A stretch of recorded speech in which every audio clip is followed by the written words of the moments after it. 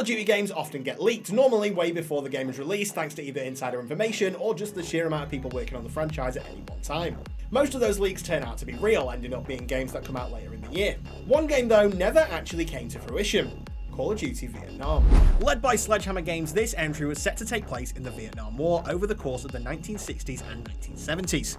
What makes this even more interesting though, is it was going to be the first game in the franchise to not take place in first person, and instead switch to third person, like Gears of War. Unfortunately, development wasn't exactly going to plan, and after 8 months of development, the game only had 15 minutes of playable content, at which point Activision offered Sledgehammer the opportunity to help Infinity Ward with the development of Call of Duty Modern Warfare 3. As the history books show, that offer was taken and the third-person Vietnam game was cancelled back in January 2011. Interestingly enough though, Sledgehammer's first official game couldn't have been further from Vietnam, instead taking the futuristic approach that led to Advanced Warfare. But Sledgehammer did eventually use some of the third-person mechanics in a Call of Duty game.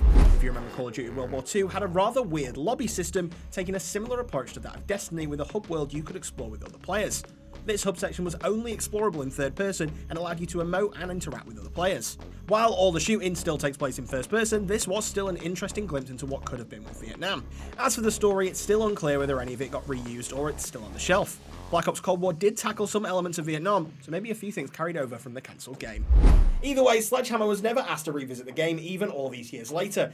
And with a big shake-up on how Call of Duty games are being made, switching from yearly releases to bi-yearly releases, who knows whether this game will ever see the light. Make sure to like and subscribe for more Call of Duty content here on GG Recon.